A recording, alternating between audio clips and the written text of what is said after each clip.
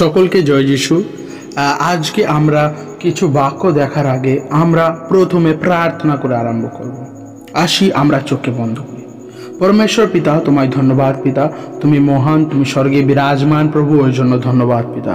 আজকের যে বাক্য প্রভু আমরা দেখব, যে বাক্য তোমার পবিত্র বাইবেলের মধ্যে থেকে আমরা পড়ব, সেই বাক্যকে আমাদের জীবনে তুমি বুঝতে সাহায্য করবে এবং সেই বাক্যের দ্বারা প্রভু আমাদের জীবনে তুমি আশীর্বাদ দেবে, আমরা বিশ্বাস করি।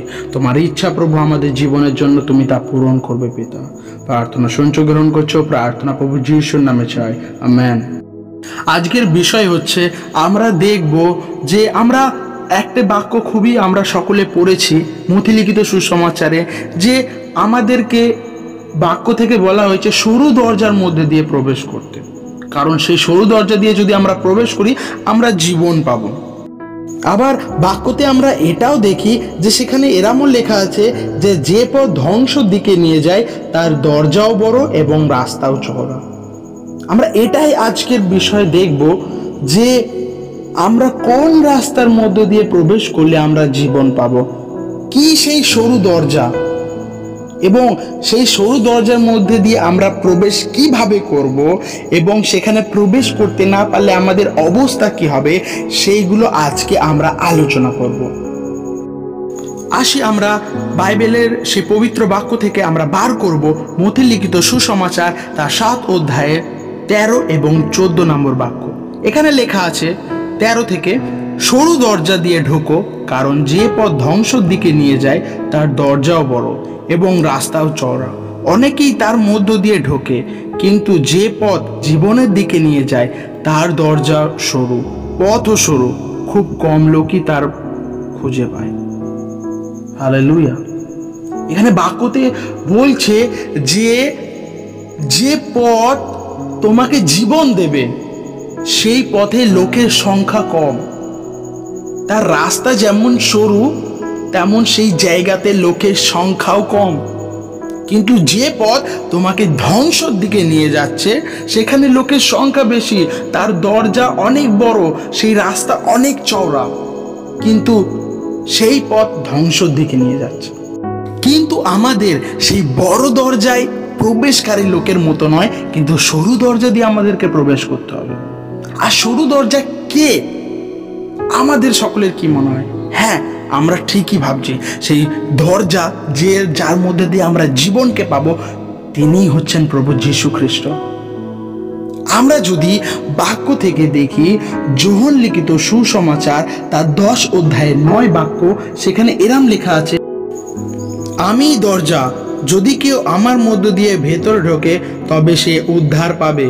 এবং তার 10 নম্বর বাক্য যদি আমরা পড়ি, এখানে লেখা আছে যে চোরে কেবল চুরি, খুন ও নষ্ট করবার উদ্দেশ্য নিয়ে আসে, কিন্তু আমি এসেছি যেন তারা জীবন পায়, আর সেই জীবন যেন পরিপূর্ণ হয়। হালেলুয়া।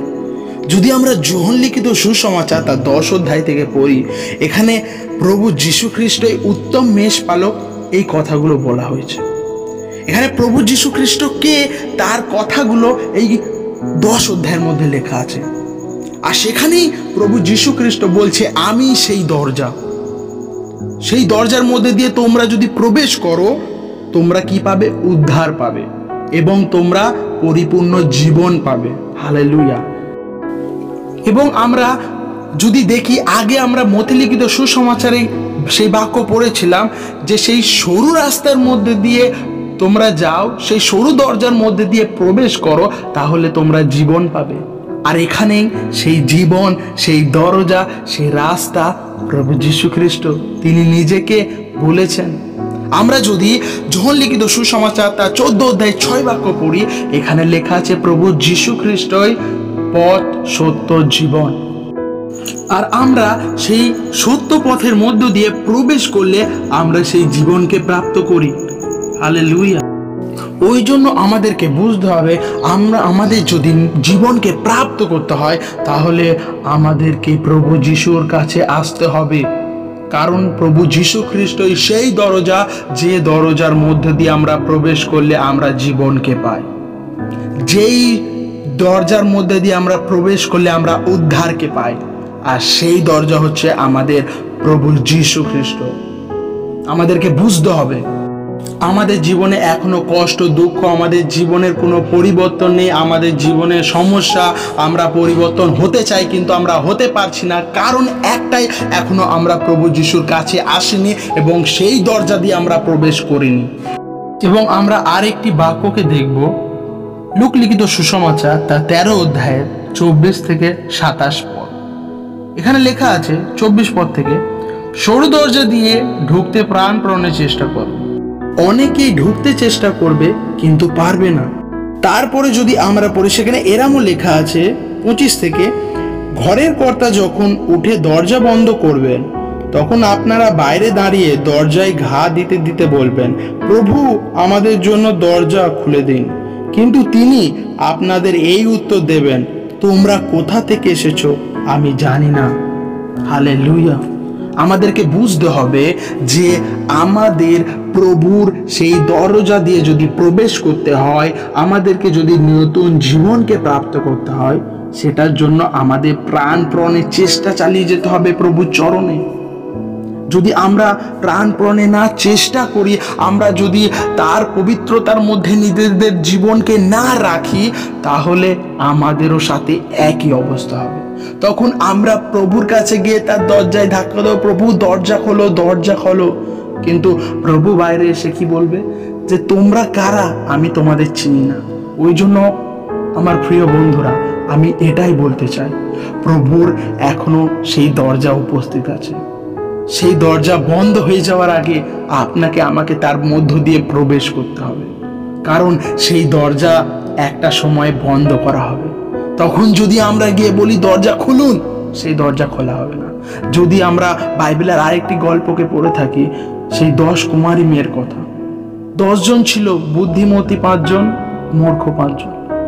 বুদ্ধিমতী মেয়েরা তারা তেল নিয়ে, বাতি নিয়ে তারা অপেক্ষা করছিল কখন স্বামী আসবে। কিন্তু সেই মূর্খ স্ত্রীরা তারা তাদের বাতিদানের জন্য তেল নিয়ে আসেনি। যখন মাঝরাতে তেল শেষ হয়ে যায় এবং বাতিদান নিভে যায়, তখন তারা দোকানে যখন তেল আনতে যায়, সেই সময় স্বামী আসে। কিন্তু সেই সময় যারা প্রস্তুত নিয়ে দাঁড়িয়েছিল, তাদের দীপকে নিয়ে জ্বালিয়ে সেখানে উপস্থিত ছিল, তারাই স্বামীর সাথে যেতে পেরেছে। এবং পরবর্তী সময় যখন মূর্খ স্ত্রীরা গিয়ে বলছে যে স্বামী আমরাও আছি, আমাদেরকেও নিয়ে যাও, তখন স্বামী বলছে আমি তোমাদের চিনি না। এটার মানে আমাদেরকে এটাই বুঝতে হবে যে প্রভু যিশুর কাছে যদি আমরা যাই, তবেই আমরা জীবন পাবো। প্রভু যিশুর মধ্যে দিয়ে আমরা উদ্ধার, অনন্ত জীবন পাবো, যে জীবন কখনো শেষ হবে না, যেটা আমাদের স্বর্গে দেয়া হবে, সেই অনন্ত জীবন। কারণ প্রভু যিশু তিনি বাক্যতে স্পষ্ট বলেছেন, তিনি তার দ্বিতীয় আগমন তিনি করবেন। আর সেই সময় যারা প্রভুর রাজ্যে প্রস্তুতি নিয়ে থাকবে, যারা প্রভুর চরণে থাকবে, যারা সেই সময় পর্যন্ত প্রভুর ওপর বিশ্বাস নিয়ে থাকবে, প্রভুর আজ্ঞাকে পালন করে চলবে, তারাই প্রভু যিশুর সাথে আবার স্বর্গে যাবে। তারা বেঁচে উঠবে যদি মরে গিয়ে থাকে, এবং সেই ব্যক্তিরা প্রভু যিশুর সাথে স্বর্গে প্রবেশ করবে। হালেলুয়া। ওই যদি আপনার আমার জীবনকে এরম তৈরি করতে হয়, তাহলে আমাদেরকে প্রভু যিশুর দরজা দিয়ে প্রবেশ করতে হবে, তার বাক্যকে মেনে চলতে হবে, আমাদের জীবনকে তার বাক্য অনুযায়ী আমাদেরকে চালাতে হবে। তাহলেই আমরা নিজেদের জীবন পাবো, অনন্ত জীবন পাবো, উদ্ধার পাবো প্রভু যিশুর মধ্য দিয়ে। ওই জন্য আপনাকে আমাকে বুঝতে হবে, আমাদের জীবন, আমাদের অনন্ত জীবনের পেছনে একজনাকারী হাতে, তিনি হলেন প্রভু যীশু খ্রিস্ট। এতক্ষণ পর্যন্ত আমরা বাক্যের মধ্য দিয়ে আমরা দেখলাম যে সেই সরু দরজাকে, যেটা আমরা দেখলাম প্রভু যীশু খ্রিস্ট সেই রাস্তা, সেই দরজা। কারণ বাক্যতে আমরা এটাও দেখেছিলাম, যোহন লিখিত সুসমাচার তার 10 অধ্যায়ে প্রভু যীশু নিজে বলছে, আমি সেই দরজা, আমার মধ্য দিয়ে গেলে তোমরা জীবন পাবে। আমরা দেখলাম যে প্রভু যীশু সেই দরজা, তার মধ্য দিয়ে গেলে আমরা জীবন পাবো, আমরা উদ্ধার পাবো, আমরা অনন্ত জীবন পাবো। কিন্তু আমাদের জীবনে আর একটা প্রশ্ন থেকে থাকে, আমরা যদি না যাই, আমরা যদি প্রভুকে না বিশ্বাস করি, আমরা যদি তার সেই দরজার মধ্যে দিয়ে প্রবেশ না করি, যে দরজা দিয়ে প্রবেশ করলে মানুষের জীবন পাবে, সেই দরজায় যদি আমি প্রবেশ না করি, তাহলে আমার কি হবে? তার জন্য আমরা একটি বাক্য খুলব, প্রকাশিত বাক্য তার 20 অধ্যায় 15 বাক্য। এই বাক্যে 14-15 একসাথেই লেখা আছে। যদি আমরা প্রথম থেকে পড়ি, পরে মৃত ও মৃত্যুস্থানকে আগুনের হ্রদে ফেলে দেওয়া হবে।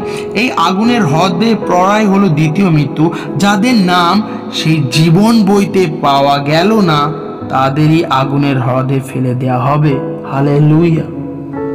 ওই জন্য আপনাকে বুঝতে হবে, যদি আমাদের জীবন খাতায় নাম থাকতে হয়, যদি আমাদের জীবনকে প্রাপ্ত করার জন্য সে অধিকারী হতে হয়, তাহলে প্রথম প্রভু যীশু সেই দরজার মধ্যে প্রবেশ করতে হবে, প্রভু যীশুর চরণে আসতে হবে, প্রভু যীশু সে আজ্ঞাকে পালন করতে হবে। যদি তার মধ্যে দিয়ে আমরা জীবনকে না পাই, তার মধ্য দিয়ে আমরা যদি সেই দরজা দিয়ে প্রবেশ না করি, তাহলে আমাদের জীবন খাতায় নাম লেখা থাকবে না। আর যদি আমাদের জীবন খাতায় নাম না লেখা থাকে, আমরা যদি সেই দরজা দিয়ে প্রবেশ না করি, আমাদেরও সেই সময় আগুনের হ্রদে ফেলে দেওয়া হবে। আর সেই আগুনের হ্রদ সেটাই যেটাকে আমরা নরক বলে জেনে থাকি।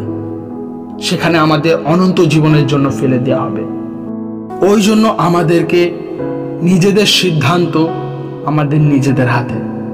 আমাদের যদি জীবন প্রাপ্ত করতে হয়, অনন্ত জীবন প্রাপ্ত করতে হয়, তাহলে আমাদেরকে নিজেদেরকে চয়েস করতে হবে কোন জিনিসটা সত্য, কোন জিনিসটা জীবন, আর কোন জিনিসটা সেই সত্য পথ।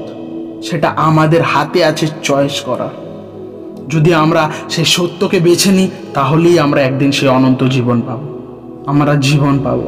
কিন্তু যদি আমরা সেই বড় চওড়া রাস্তার দিক দিয়ে হাঁটি, তাহলে আমরা একদিন নাশ হয়ে যাব, আমরা ধ্বংস হয়ে যাব। এটাই আমার বলার উদ্দেশ্য, যে আমরা অনন্ত জীবনকে কিভাবে প্রাপ্ত করব, আমরা কিভাবে জীবন পাবো। তার জন্য আমরা বাক্যের মধ্যে থেকে দেখলাম যে কে সেই দরজা, যে দরজা জীবন দেয়। সেটা আমরা দেখলাম প্রভু যীশু খ্রিস্ট। প্রভু যীশু খ্রিস্টের মধ্য দিয়ে আমরা প্রবেশ করতে হলে তার আজ্ঞা পালন করতে হবে। আর প্রভু যীশু খ্রিস্টের মধ্য দিয়ে যদি আমরা প্রবেশ করি, তাহলে আমরা অনন্ত জীবন পাবো। এবং যদি আমরা তার মধ্যে দিয়ে প্রবেশ না করি, যদি আমরা জীবনের খাতায় যদি আমাদের নাম না থাকে, তাহলে আমাদেরকে একদিন আগুনে ফেলে দেওয়া হবে। আর সেটা হবে আমাদের অনন্ত আগুনের মৃত্যু। সেখানে আমরা মরবো না, অনন্ত আগুনে আমরা কষ্ট পাবো। আমরা এই বাক্যের মধ্য থেকে দেখলাম। ওই জন্য আমাদেরকে বুঝতে হবে, আমাদের অনন্ত জীবন প্রাপ্ত করলে আমাদের প্রভু যীশুকে দরকার। হালেলুয়া। ওই জন্য আমরা আজ থেকে নির্ণয় নেব যে আমরা প্রভু যীশুর সন্তান, আমরা তার সাথে একদিন স্বর্গে যাব, আমরা জীবনকে প্রাপ্ত করব। এই বাক্য দ্বারা ঈশ্বর আপনাদের সকলকে আশীর্বাদ করুক। সকলকে জয় যীশু।